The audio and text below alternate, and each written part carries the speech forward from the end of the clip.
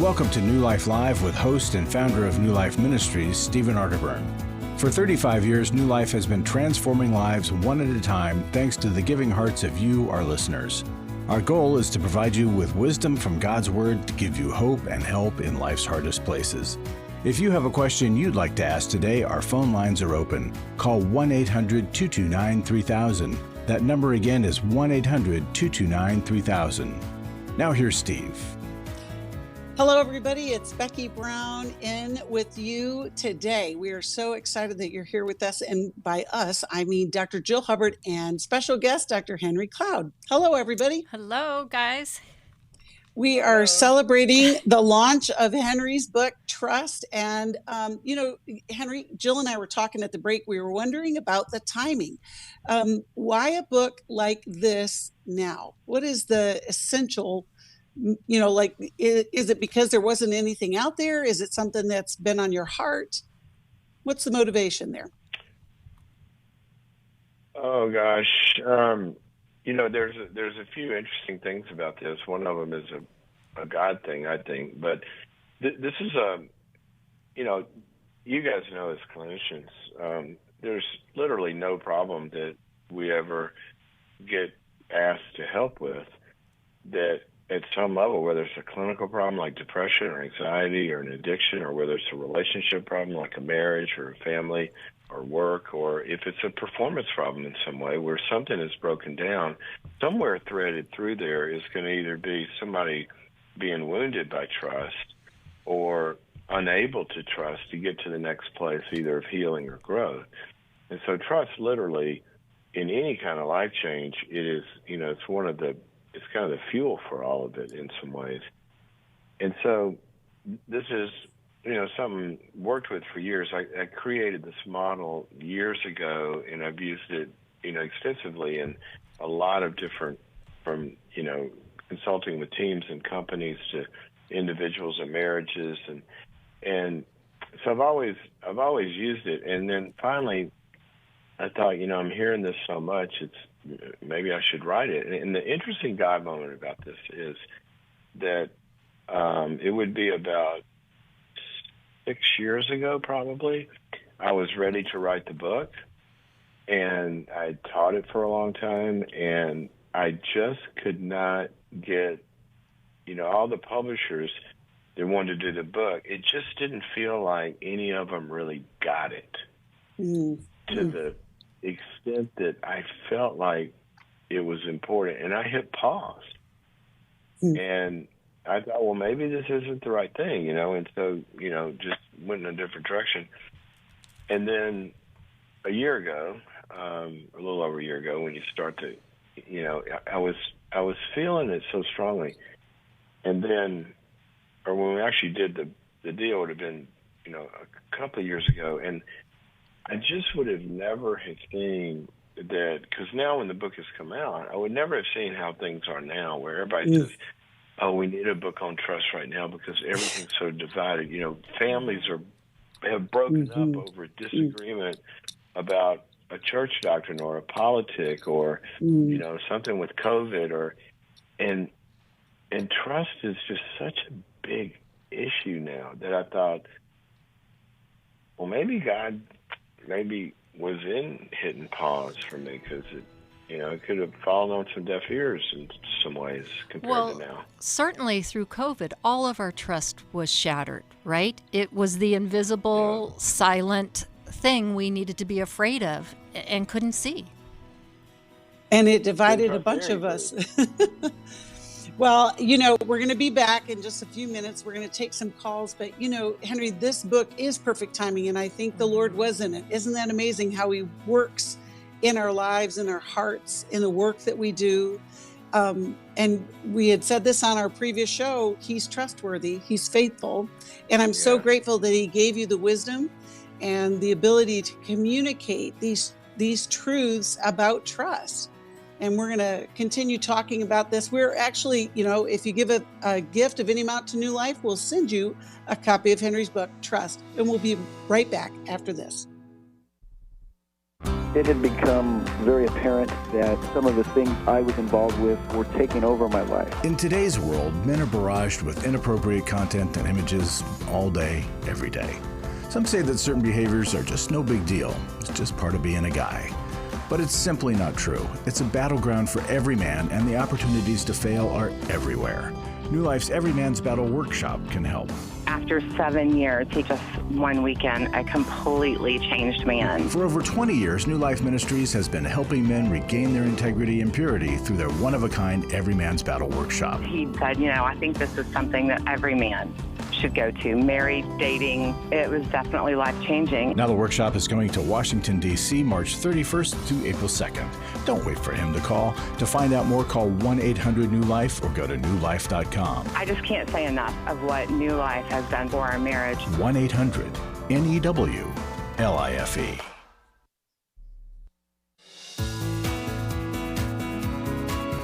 To find out more information about New Life or to order any of the resources mentioned on today's program, call 1-800-NEW-LIFE. Now back to New Life Live. Welcome back. It's Becky Brown with Dr. Jill Hubbard and Dr. Henry Cloud. We are talking all about trust. And Henry, boundaries. This book that you and John wrote so many years ago changed so many people's lives. I mean, just millions and millions of people know about boundaries. But, it's interesting.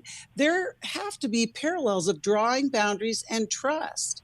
And what would you say some of those would be? Because, definitely we talk about boundaries, setting boundaries, but how do you know where trust enters into that process of drawing a boundary? Joe, you start. Well, yeah, I was just thinking. I mean, trust She had is a question. trust. Yeah, I have a question. Trust is the precursor, right, to boundaries. Right? We have to know what we can trust and what we can't trust, and then we set boundaries around what is not trustworthy. Right? And we also, a lot of times people just think of boundaries as limit, and that's one of the functions of boundaries is the ability to set limits. But a boundary is basically a property line. That's the way it's used in the Bible. That's the way everybody's got a property line around their house or their apartment where this is me and I got my neighbor over here. And if the neighbor steps over, the Bible calls that a trespass, right? And that's when we, set the limit. But a property line basically says that you own and control what goes on in your property. And learning how to trust is a process of diligence of owning and taking ownership. Look, if I'm getting hurt in some way, I've got to look at and become a steward over my heart. And that's when I got to, learn that, boundaries might be, I might need to close the gate on that fence with this person, because they're bringing some stuff into my yard that doesn't feel good. But on the other side, we can have wounded trust muscles, and we've built walls instead of boundaries. And a boundary has a fence in it or a gate that can open up not only to get the bad stuff out of us and throw the trash out, but also to open up to let good stuff in. Because all of us would starve if Amazon couldn't deliver my new thing or New Life couldn't send me a new book, Because we built a fortress. The door sometimes.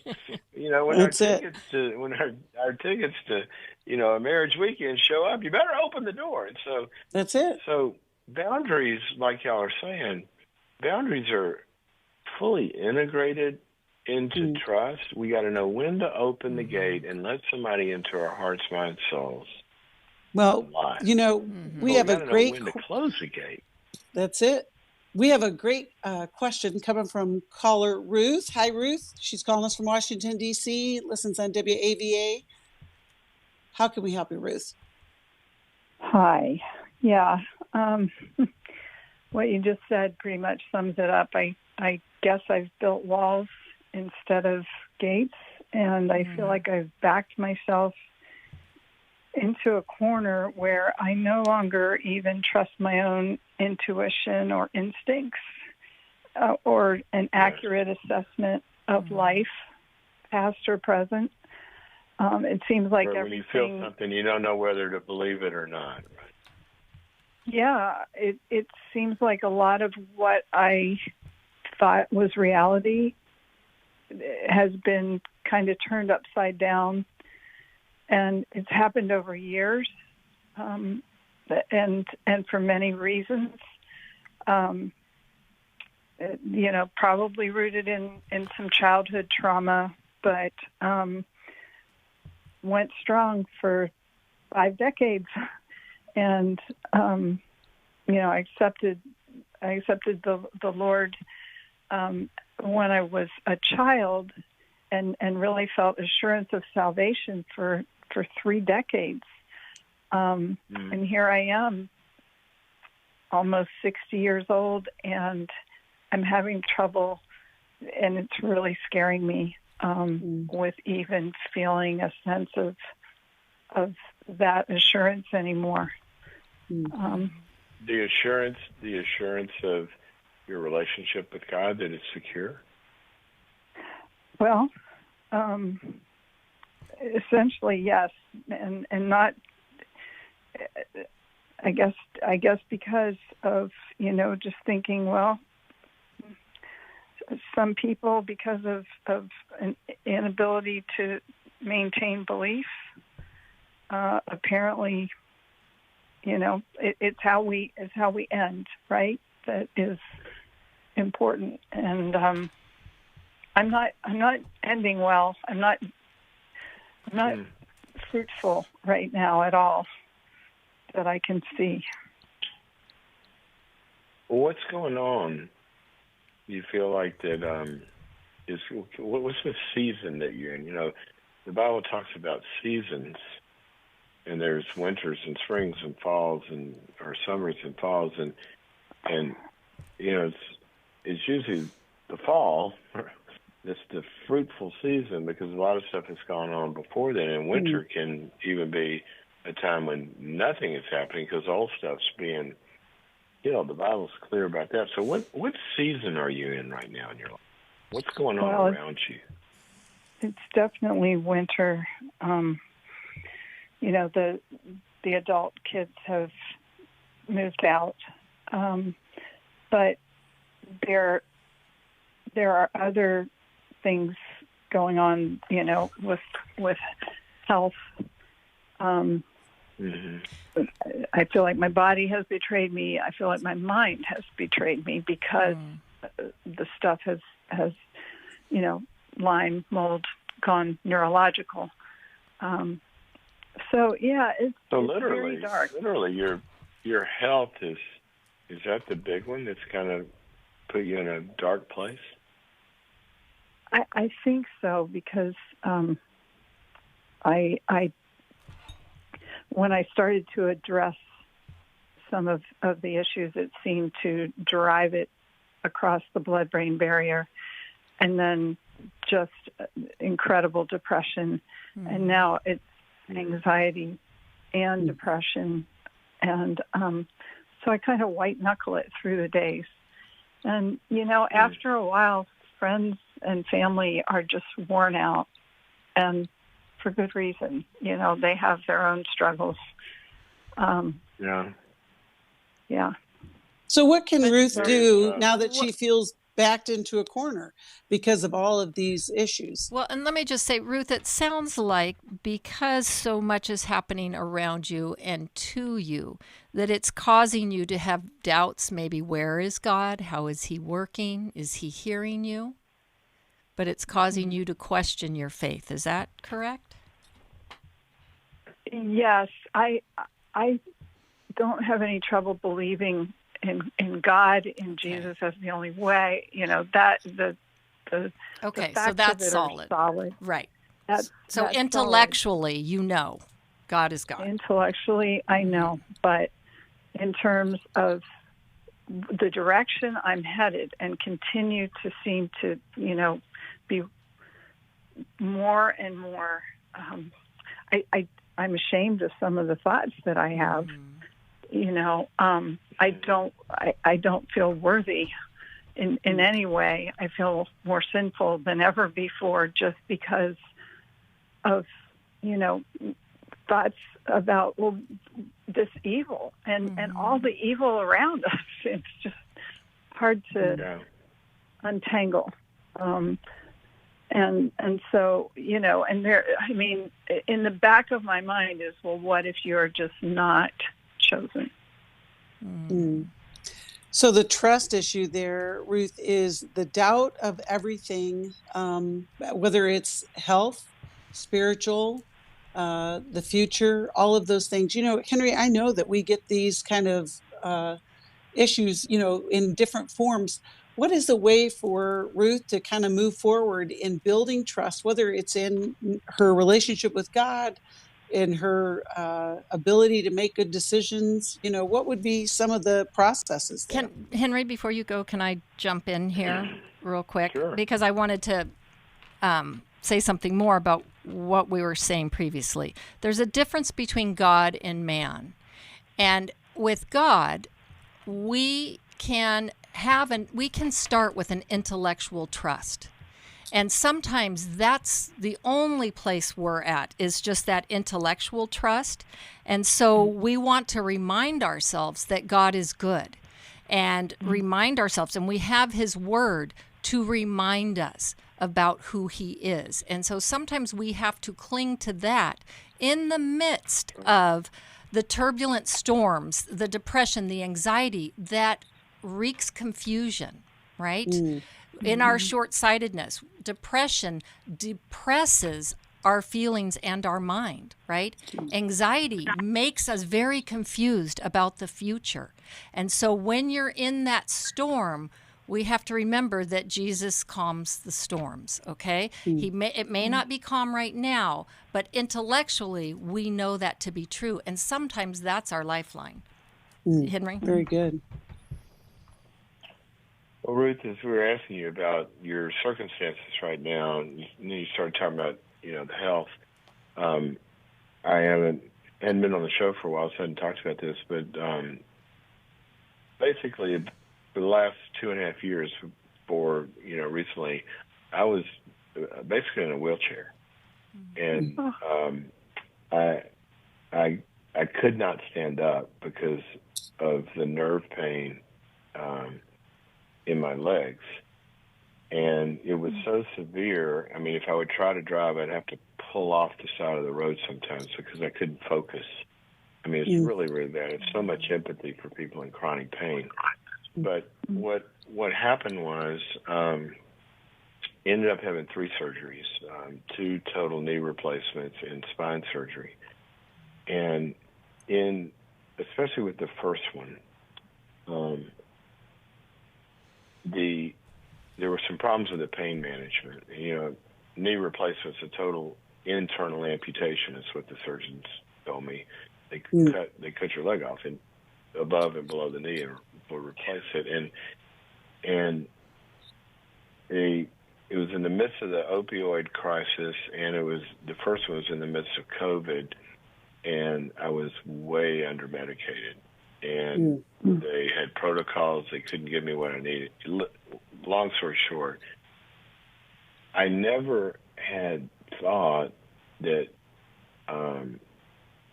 since I went through depression and college, I never had thought I could go into that dark of a place before or again.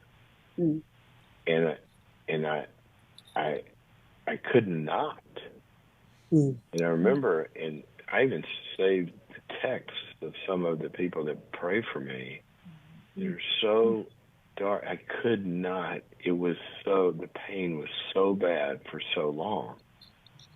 And what happens in those dark places is, and as Jill talked about, when depression hits, you're not really thinking, the depression is thinking.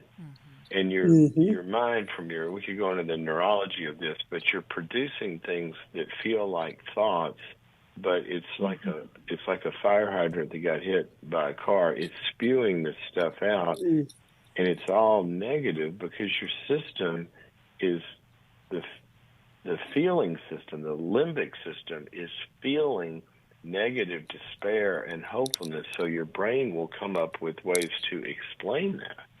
and must not be saved. God must not be there. Those are primarily, like you're saying, brain, body, buried. Those are primarily being produced from somewhere that's not in the spirit. Well, I wanted to say a couple of things to you. I might have to come back off the break because I want some other people to hear this too. Yeah. It sounded like you feel like it's kind of up to you to have enough faith to hold on, to finish well, to get over the finish line. And I want to talk about what God's Word says about that. I love that. I love that. Hold on, Ruth. We will be back after the break. You know, we always talk about there's hope, but in those really difficult times, we need some practical help as well. Because like you just said, Henry, that our depressive mind doesn't think that way and will tell us the opposite. If you need help, you can call us. 1-800-NEW-LIFE. We've got counselors, coaches, we've got workshops. We want to help you in the place that you are in. We'll be right back. Hi, this is Steve Arterburn from New Life Live, and Chris Williams and I are doing the Emotional Freedom Workshop. A lot of people are in, you could literally say, in bondage from past trauma that has created an emotional web that they don't understand, and it prevents them from being free. A person that loses their temper regularly is not emotionally free. Someone who has anxiety just to get in the car and leave the house is not emotionally free. And walking around with the shame from a childhood or even a bad relationship as an adult, that is not emotional freedom, and we can help you get there. The New Life Emotional Freedom Online Workshop is Saturday, April 15th. Steve Arterburn, Chris Williams, and Dr. Jackie McHarris will present information on the power of our emotions, procrastination, guilt and shame, and more. And small group leaders will help you process the information you learn. Call 1-800-NEW-LIFE or register online at newlife.com. Chris Williams on coaching. Oftentimes I get asked, what is the difference between therapy and coaching? The biggest difference between the two is that a therapist is going to be looking for a diagnosable mental health condition, whereas a coach is going to look at a particular issue and help a person work through that. If you need a coach, call New Life today and ask about the New Life Coaching Network. Our coaches have been trained and screened with the same intensive process we use for our network counselors. If you're looking at an issue in your life that you just kind of want to change, whether it be your weight or leadership or other areas of behavioral patterns, check out coaching. There can be some really, really helpful things for you. Take control of your life and take action to achieve your goals. Call 1-800-NEW-LIFE. That's 1-800-639-5433 and talk to us about getting a New Life coach. 1-800-NEW-LIFE.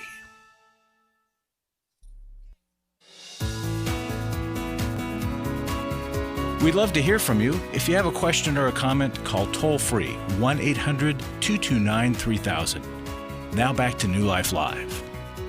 Welcome back. It's Becky Brown with Dr. Jill Hubbard and Dr. Henry Cloud. And Henry, you were just sharing a really Henry. challenging time for the last couple of years. And we're glad that you were on the other side of that. But you were going to share something with Ruth about that journey. So continue. Well, I just want to share a little bit. You know, there's always two sides to where we are. There's ultimate reality, and there's our subjective experience, which either aligns closely to that reality or not. I mean, there are laws of physics that are true. There is gravity, and you can actually fall. And if we fall, you fall from any height, your subjective experience of going down is going to match that reality. You talk to somebody who has vertigo, they're not falling. But internally, they really feel like they are. And you know, if you read the Bible, it parallels those experiences a lot. And a lot of the scriptures are really talking to you right now in that experience of not feeling like you're on solid ground. And the verse I thought of immediately when you said what you said was in Jude 1, I think it's verse 21. It says, have mercy on those who doubt. See, God is not critical. When Thomas couldn't summon up his faith, Jesus went to meet him and said, touch it, show you, be there. That's not what Thomas was feeling. And so I want to give you one verse in particular, and I think this is in John 6. I'm not sure. But here's what Jesus said. He said, no one can come to me unless the Father first draw them, and I will in no wise cast them out. So apart from the assurance that he's not going to get rid of you, your very desire for him to hold on to you, that means that he is picking you up as you desire him and can't feel it, and as you desire the assurance of salvation and can't feel it. The only reason that you are worried about that is a desire for that not to be true. And the Bible says that very desire is coming from him.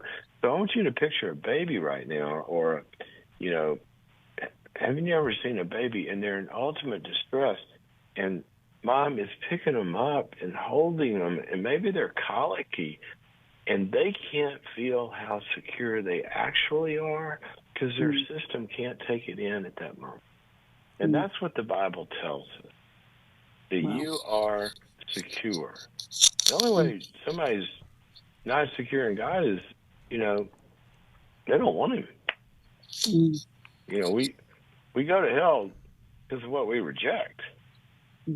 So I just want to align at least the big picture of what you're feeling can be different than what's true, and we know what's true, and that's what God says.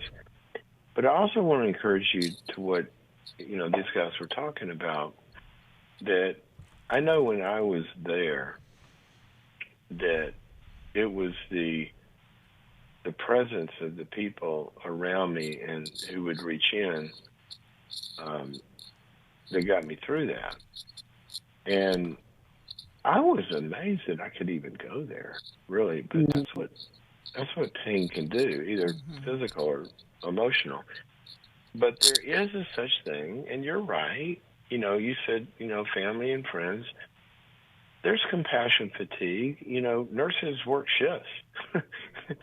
They need some time away, right? When I used to work in hospitals, I'm fully in for 8 or 10 hours, but I got to unplug. And so I would want you to broaden that circle so there's different shifts, and maybe join a good support group of chronic pain, or join some, call a New Life counselor who has a therapy group going on, go to one of the weekends, because we have to broaden.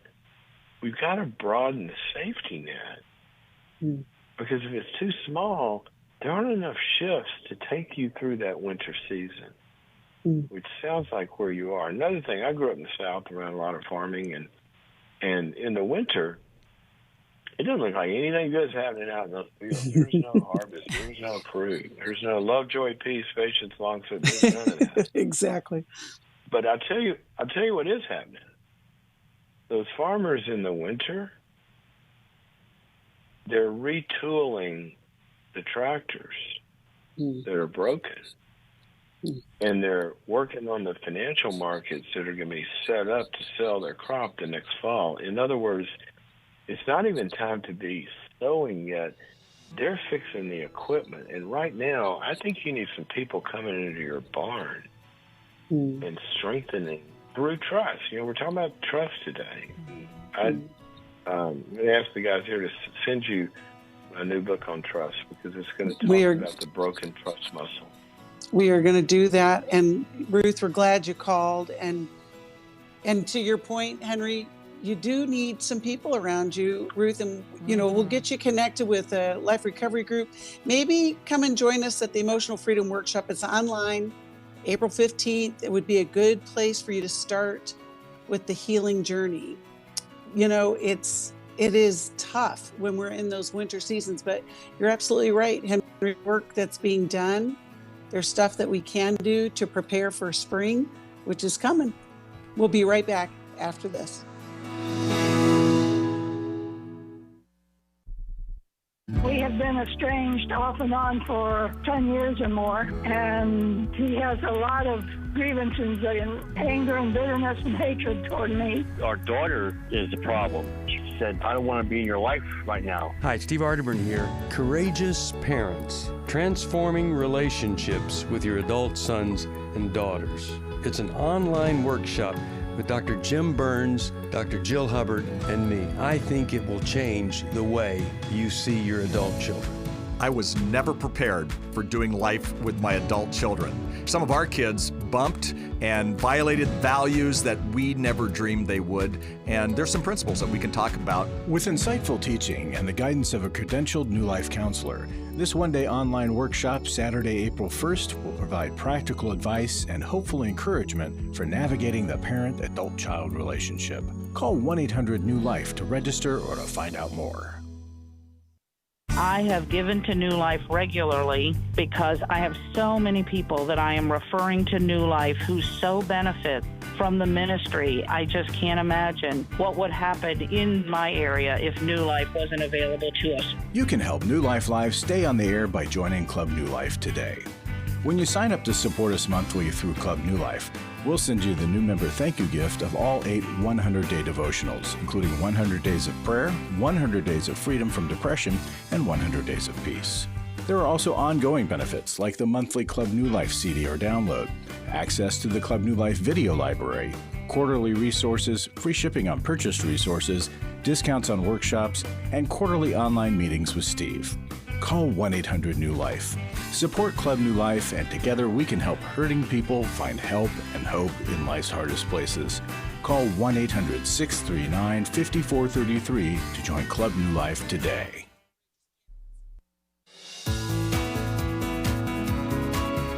We're glad you joined us for New Life Live. To be a part of the program, call 1-800-229-3000. Now back to New Life Live. Welcome back. I remember a story that I've heard you say many times, Henry, about parents and boundaries, about the kid that was skiing, and so he didn't really have a problem. It was the parents that had the problem. Do you remember that? Nobody will ever forget it. Well, it's such a powerful illustration, and I think so many of us can relate to it. We got a caller that's calling. Sean is calling us from Walla Walla, Washington, listens on Sirius XM. Sean, how can we help you today? Well, hey, thank you for having me. You're welcome. I just want to start out. A year ago, one of our sons overdosed and passed away. Oh, I'm so sorry. I'm having. Thank you.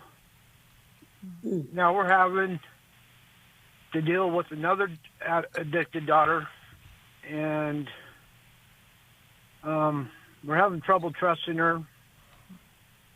We had to give her an eviction notice because she's using again, and she's using and abusing us.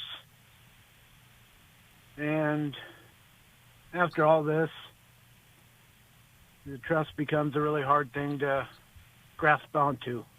Mm-hmm. And how do I get that trust back and keep that trust for my kids? Well, first, Sean, you've gone through something that humans were not designed to go through, and that is to... Sorry. Yeah. You're not designed as a parent to have your kids go before you. Mm-hmm. That's not supposed to. No. That's not the design. And so I just can't imagine. I mean, what could be worse? And so the fact that this is hard, certainly, what can we say about that other than so sorry? Mm-hmm. And now what you've got is revisiting of the same dynamics, which are certainly going to trigger that, and take you through it. And then you fear And in that fear, in fear, it's hard to make or even know if we're doing it. Hard to do always the right thing, and even if we are, hard to know it because there's feeling so unstable. And one of the things that I found in the book is on trust. We're going to send you one, but it's got a basic. What I tried to do is create a pathway. It's kind of a GPS, and there's 5 components in there about how trust is built and when not to trust and when to trust. And what's really helpful, and if your daughter, it's your daughter now, right? Yes. Is that right? So if your daughter is still engaged with you, if you had to evict her, that means that she's still getting some things from you, which says that there's some sort of at least a need there, for help, that if there's any way to get all of you together with someone that can help navigate this, what she needs to hear first is that you want nothing more than to trust her, that you desire within you every single possible fiber of trust. That's what you want. And then trust, it takes 2 parties, right? And sometimes if you have a structure, and we talk about first, the understanding, and that she really gets that you understand how hard it is for her and what she's going through, first of all. And secondly, that you got to look at the motive and the intent, and that's two-sided. That you want the best for her, but she's got to understand that you have some needs also, being able to provide that help, and begin to get very specific about what the expectations would be that would reveal that she wants your help also, and she wants it to work for you, and this is kind of what's required. And there's going to be some abilities that she's got to be building in order to get that help, and show some other things, and begin to show a little bit of a tiny track record. Now, it may not begin with getting, full support again like that, but she's got to hear that if she wants help, there is a path for her to be able to have that, but you can't do it just with you. You'll do your side of it, but there's some things that she's got to do as well. Now, the other thing is she's unable to do a bunch of those things, apparently, in her addicted state. Drugs take a life of their own, but she is able to do one thing. God only requires the minimum thing from us, and that is our inability. And so if she can hear, we understand you're unable to pull it off, but what you can do is you can at least say yes. Even though you're unable to stay sober, you can say yes to the people in the plan or the structure or the group or the sponsor or whoever it is. You can say yes to the ones that will help us get there. And that's the big first step that's got to happen. And sometimes it helps to have a map to have that discussion with. Yeah. So that's kind of where I would start. And I'd bring in the outside, parties that are most safe for her. Right. And sometimes we brought in parties. Sometimes we may even call a church or pastor that doesn't understand addiction, and they come in and start giving answers before they understand. Right. And so that's kind of how I would approach it. And secondly, you're in your own pain, and so it's not just that she needs help. I think you need help, and that's where getting in a group of other families that are going through this, that support each other, because you're going to see them do things that you don't think you can do because they're so hard. And you're going to see them do some things that aren't helpful, and you're going to know, well, gosh, I don't want to do that. So you've got to get your own sustenance and help here. Mm-hmm. Jill? Right, because it's going to be difficult when you have had such a tragedy, Sean, and my heart breaks for you as well. And then there's like a deja vu happening, like here we go again. Your anxiety is just going to be off the charts of no. Like, I already know how this plays out, and this can't happen again. Your daughter is also reeling from her brother's death. Mm-hmm. And unfortunately, she's using the same methods to cope as he used, right? So that's where I think the understanding of her pain. And even though in order to truly get help, she needs to be drug-free, sometimes we have to go and say, let's go and address the pain that you're feeling from this loss. Let's put her in a group. Let's put her in therapy. Let's do some trauma work, hand in hand with trying to minimize the drugs. But it may be so intolerable for her that there's all this acting out that's happening. And so there's a lot of chaos that comes when a person is removed from a family structure. And so, and you said it's just been a year. Everybody has got to be really reeling still. Yeah. Yeah, Sean. And one more thing I would say to you, Sean, that it's so hard for parents when kids make choices when you've done all you know what to do. And when I started the book, and I was talking about everybody's been betrayed in some way, in some severe ways, like you have. You got good company because God says as early as in, I think it's Genesis 6. I put the verse in there where it said, God was sorry that he had even made man. Because the choices they were making, and he was heartbroken. And a lot of times I'll say to parents, God has the same problem you do. But he didn't give up in Genesis 6. There was a plan that unfolds that is able to bring them back when it's possible. And that's what I want you to do, is find some good shepherds to take you down a path with a good plan.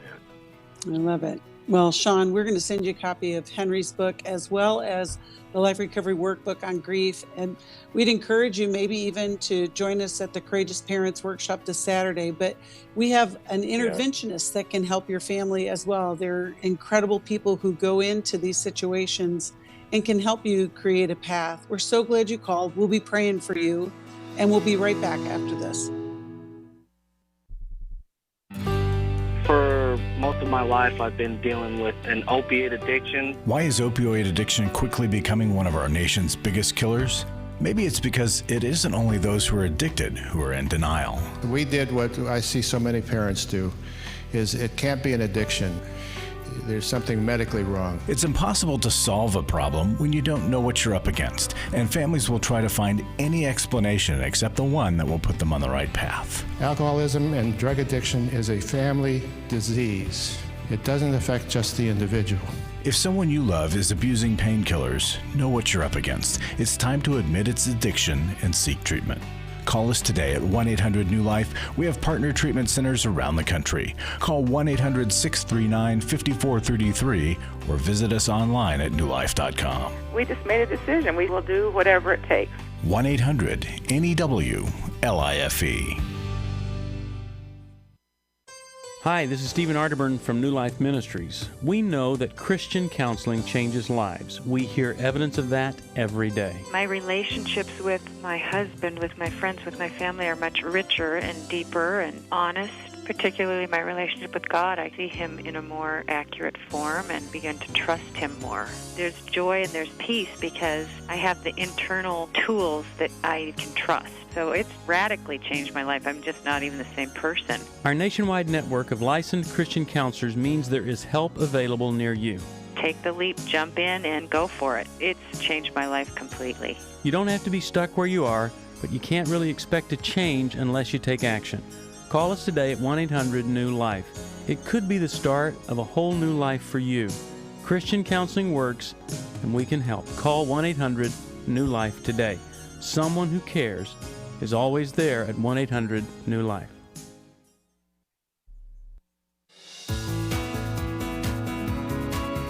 To find out more information about New Life or to order any of the resources mentioned on today's program, call 1-800-NEW-LIFE. Now back to New Life Live. Welcome back. It has been just an amazing day. And we're going to even be more amazing because Larry Sonnenberg has joined us in the studio with a quick word. Yeah. Larry? Well, thank you. I just want to call attention to a couple of workshops. I'm not going to pitch money today other than saying, we need your help, so please make a gift as you can. But the workshops, we got a live workshop this weekend, Every Man's Battle, Washington, D.C., and there is so much out there, so many men that are struggling of all ages, size, race, any situation of life. So please, guys, call us and get some help. Ladies, if your husband's one of those, call us and let us get him some help. So this weekend, Washington, D.C. The other one is an online workshop, and it's Courageous Parents. And it's targeted to help you with your adult children, because we're not supposed to be parenting them anymore, but we all seem to do it. So you got to be courageous and work on it. Jim Burns, Dr. Jill Hubbard, and Steve Arterburn will present at that, and it will help you navigate through those times. Now, more of you guys and Henry. Thanks. Oh, great. Well, if for a gift of any amount to New Life, we are going to send you a copy of Henry's book. And we're just so grateful to be able to offer that to you. I know that, Henry, you've changed a lot of our lives for the good. God has used you in a mighty way through your work. And, back to the book a little bit, we talked about those 5 essentials: understanding, motive, ability, character, and track record. They're essential to trust. Which one of those would you say is the hardest thing for us as we work on building trust or relationships? I was in a parenting seminar one night, and a lady said, so if you could say one thing about raising successful kids, what would it be? I go, there's not one There's thing. not one thing, exactly. So what do you want? Food, water, or air? You pick one. Okay, I'll name one. There you go. God says we're fearfully and wonderfully made. He's wired our whole system to hit the go button in trust with an algorithm that has to come together. But I think we can put them in order. There is a kind of an order, typically, of how this works. And the first one is, we just can't trust somebody if we don't feel like they understand what we need and what we feel and our reality of what it's like to be on the other end of them and what we experience. I mean, look, if people didn't feel like you understood their every man battle struggle, their marriage struggle, that you really get it, how painful that is for them and how lost you can feel in that situation, they're not going to call New Life. But you guys do that so well. But then the second one is the motive, that we have to feel like somebody's not just out after their own interest, that they really are for us. When somebody goes to one of your workshops, they feel those therapists are there for them, that those therapists are happier about their getting well and having a fruitful life than they are about their own job or making a living and getting paid for it or whatever. It's real. The motive shows we trust when we feel like they're for us. And then, you go down the list and they all have to kind of stack up. But in terms of what's hardest, one of the things that I see over and over and over is it's so hard sometimes to get somebody who's so self-centered to get out of themselves and hear what it's like to be on the other side of them.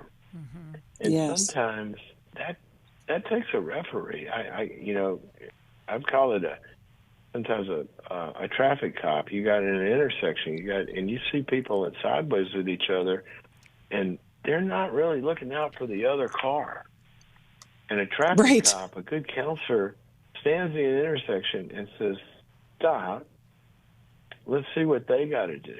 Let's try to understand the turn they've got to make. Let's look at their speed.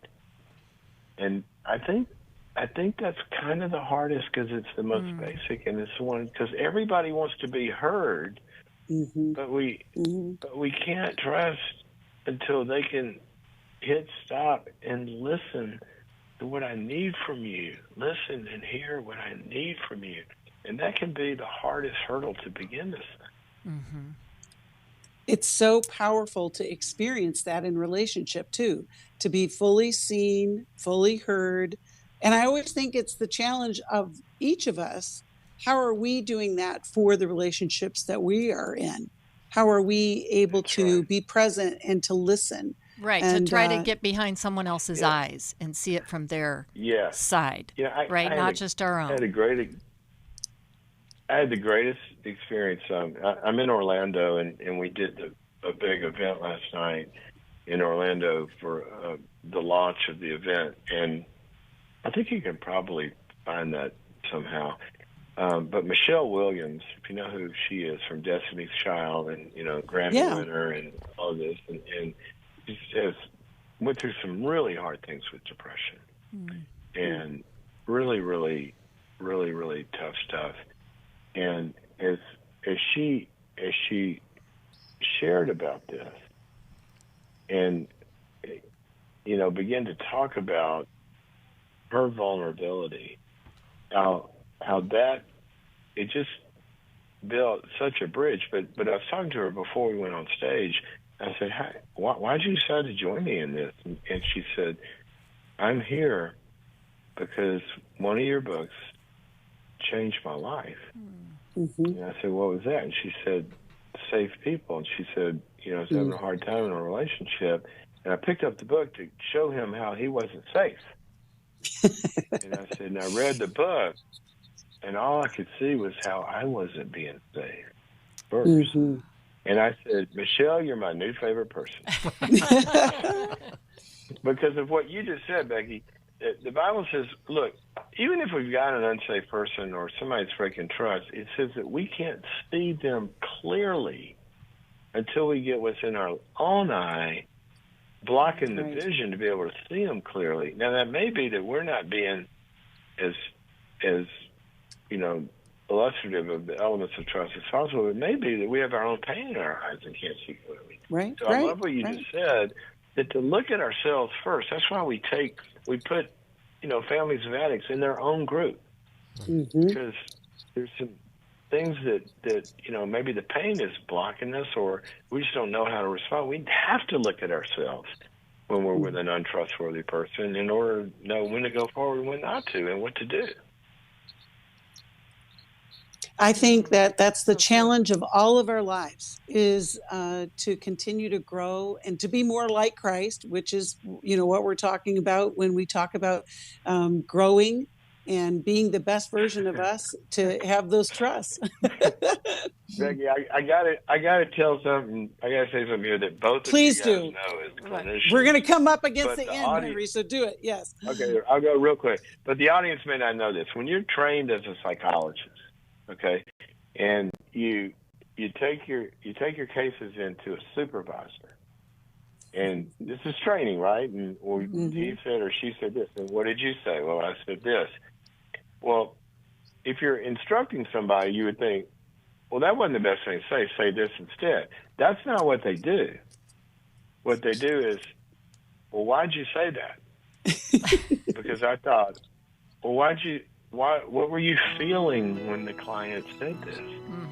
And you learn that even your attempts to help are so affected by your own issues that you got to get those out of the way first before you can see clearly, even to say the right thing. So true. Thank you, Henry. You'll be back tomorrow. Thank you, Jill. Thank you, listeners. Thanks for listening. We're so grateful. We hope this program has helped you by giving you insights for handling the challenges you face in your life. We want you to know that we're here for you, but you also need to know that New Life Live is a listener-supported ministry. To make your donation or to get any of the resources mentioned on today's program, call 1-800-NEW-LIFE. That's 1-800-639-5433, or write to us at New Life Ministries, P.O. Box 1029, Lake Forest, California, 92609. Please join us again tomorrow for New Life Live. Hi, thank you for watching New Life Live. You know, New Life Live is a Christian counseling program where we deal with the hard questions about life, relationships, kids, free choice, freedom of will, whatever. It's all right there on New Life Live every day, every weekday, 1 p.m. Eastern, 10 a.m. Pacific. If you want to call into the live broadcast, you can find the schedule on newlife.com or click the social media link right below. You can see every episode of New Life Live on the New Life YouTube channel. Watch it with a friend, watch it later. Be sure to subscribe and hit that bell so you'll never miss another episode. So if you want to listen on the go, download the app. The link is right below. And I hope if you need some information, if you want to get some help, you'll call us at 1-800-NEW-LIFE. And I'll see you next time.